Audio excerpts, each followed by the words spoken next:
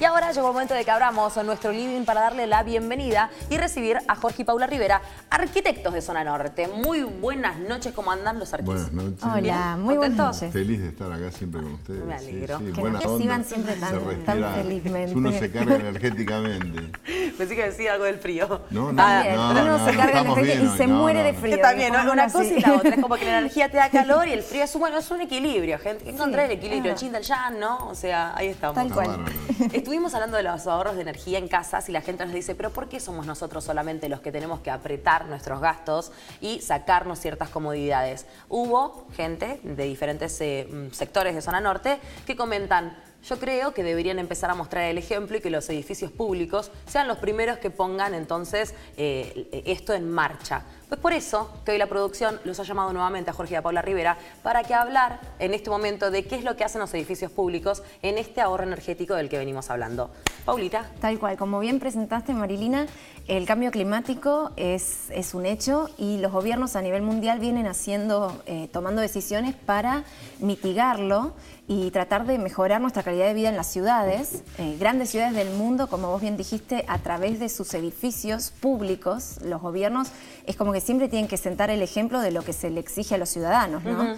Si estamos hablando de concientizarnos y ser cada vez más ahorrativos y eficientes energéticamente, el que tiene que dar el ejemplo siempre es el Estado. Claro. Y les trajimos hoy unas imágenes de unos edificios públicos donde bien sentan el ejemplo a seguir de lo que está ocurriendo en tema de energías alternativas. Andate despacio y contame bien qué es lo que hacen para ver si se pueden imitar y toda la gente que nos está viendo en este momento de planificación, secretaría, públicos, obra, toma el ejemplo. Te escucho, Pau. Bueno, ahí recién veíamos imágenes de la Torre Eiffel donde se incorporaron energías alternativas como los paneles fotovoltaicos y turbinas eólicas para generar energía y aprovechar la posición donde está con todo abierto. Ahí vemos en el Vaticano cómo se incorporaron paneles solares para generar la electricidad. La Casa Blanca en Washington, que eso hay un dato muy interesante, que esto se incorporó en el gobierno de Obama hace un par de años, sí. Pero el que primero lo había incorporado en la Casa Blanca fue en la década del 70 el presidente Carter. O sea, fíjate qué avanzados que estaban en el concepto de eficiencia energética.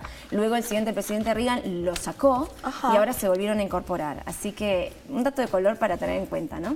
¿Y funcionó en algún momento en los 70? ¿Llegó a funcionar? Llegó a funcionar y no era la cantidad de paneles que se incorporaron en esta gestión, pero ¿y sirven los que habían era visionario. Los que tenían desde el 70? ¿Sirvieron para...? Los reciclaron en otros gobiernos, okay, en otros edificios públicos. Ahí para saber la vida útil también un poco, ¿no? Okay. Requieren un mantenimiento y se usaron en su momento para otras cuestiones. Ahí estamos viendo la ciudad de Toronto, en Canadá, con edificios públicos como un centro de convenciones y demás ejemplos, que Toronto es de las primeras ciudades a nivel mundial en tener una ley de techos verdes que obliga a las personas, todo edificio nuevo que se construya, sí, ya sea público o privado, tiene que tener por ley obligatoriamente techo verde.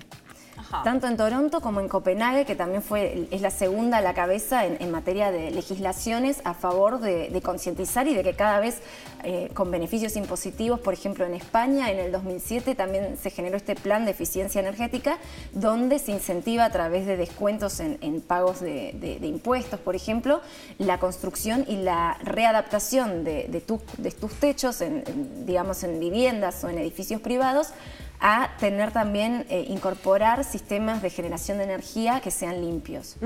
Y ahí vemos ejemplos hasta en un edificio de estacionamientos, cómo en la fachada se puede colgar, o mismo, mira esto en Nueva York y en Barcelona también se hizo el experimento de buses que tienen la cubierta como jardines ambulantes y paradas de colectivos con las cubiertas verdes para captar el agua de lluvia, y eso después lo podés reciclar, ese agua la usás para regar o en espacios públicos, las plazas.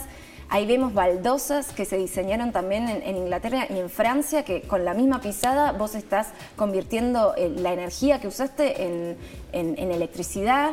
Y estos son, muy interesantes, unos ecogimnasios. Son, viste, como por ejemplo las paradas deportivas que tenemos en las plazas. Ajá. Tipo los saludables. ¿Saludables? Sí. son a través del ejercicio físico de aparatos como la bicicleta o las máquinas que están en esas paradas, vos vas generando energía que sirve para iluminar la plaza de noche y almacenarla. O sea, Jorge se sumaría tranquilamente, va, hace deporte y además le está sumando energía, ¿no? Sí, realmente. Mirá, no, a mí esto me encanta porque es un poco todo lo que venimos generando de estos últimos años. Realmente que el Estado dé el ejemplo es lo más, porque no solo que obligue al privado, sino que dé el ejemplo en todos los edificios públicos.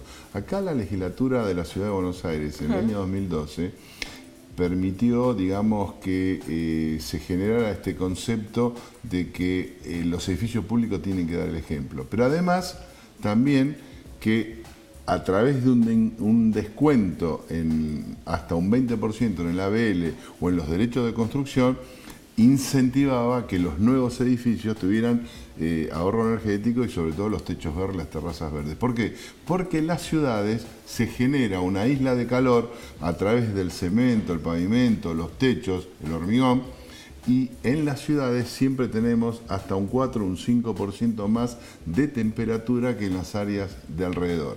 Quizás acá en Buenos Aires, como tenemos el Río de la Plata, nos ayuda, o las brisas, pero también para los vientos, si tuviéramos estos techos verdes, también el viento disminuiría en un 2 o 3 grados la temperatura, o sea, tendríamos vientos más moderados que si no hay terrazas verdes. El que estuvimos hablando la vez pasada con respecto a los techos verdes era uno de los primeros ejemplos que pudimos ver aquí en Zona Norte, y estamos hablando de uno de los destacamentos de patrulla que se realizó en una de las zonas de Vicente López. Eso es lo que nosotros vemos hoy en día porque está en una de las bocas y entradas principales de ingreso o egreso de Zona Norte.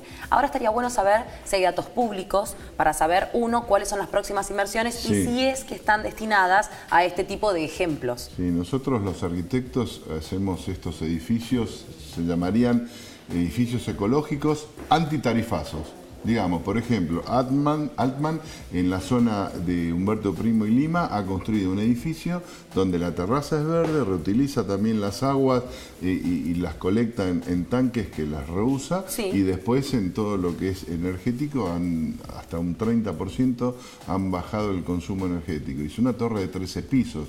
Estamos necesitando que los edificios, no importa la altura, pero todos los edificios puedan tener las terrazas verdes, porque de esa manera también van a tener un mejor acondicionamiento y mejores temperaturas en el interior del edificio. El primer beneficio sería ese, entonces, la temperatura, reducir la temperatura es el primer beneficio para aquel edificio, sí, que pueda poner la techa verde, entonces.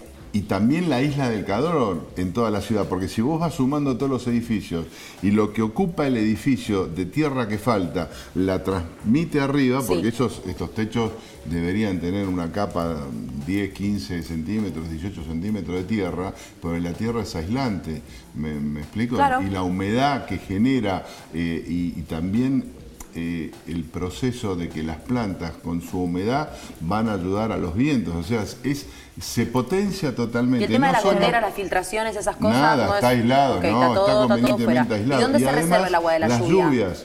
Vos fíjate que hoy en día, si las lluvias corren por superficies lisas de cemento, de asfalto, rápidamente se inunda. Mientras que al tener terrazas verdes, estarían retardando la salida a las alcantarillas de los desagües y ya permitirían que a lo mejor pase la tormenta y ya después cuando las aguas bajan, ¿me entendés? O sea que es múltiple las ventajas. Pero Paula, la ciudad se ve beneficiada en su medio ambiente, su calidad de vida, su calidad de vida y el ambiente general y el confort de los edificios y el confort cuando caminamos por la ciudad.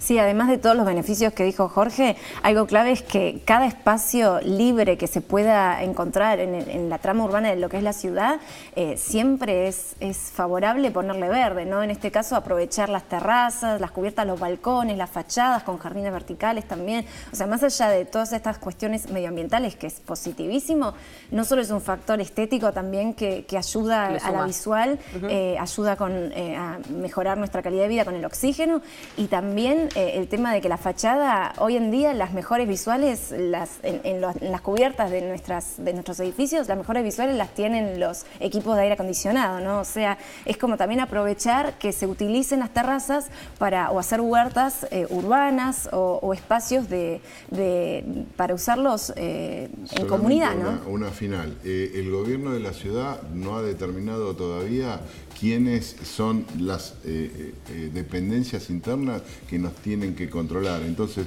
se han hecho los edificios y no tenemos cómo obtener el premio del 20% de la reducción. Eso es otro de los temas que podemos hablar con el Gastón Riquelme, abogado, para que también nos ponga al tanto de asesorías legales. En este caso estuvimos hablando de nuevas maneras de energía y ahorro energético, en este caso en edificios públicos. Con nosotros Jorge y Paula Rivera con toda la información. Gracias, arquitectos. Muchas gracias a ustedes, como siempre.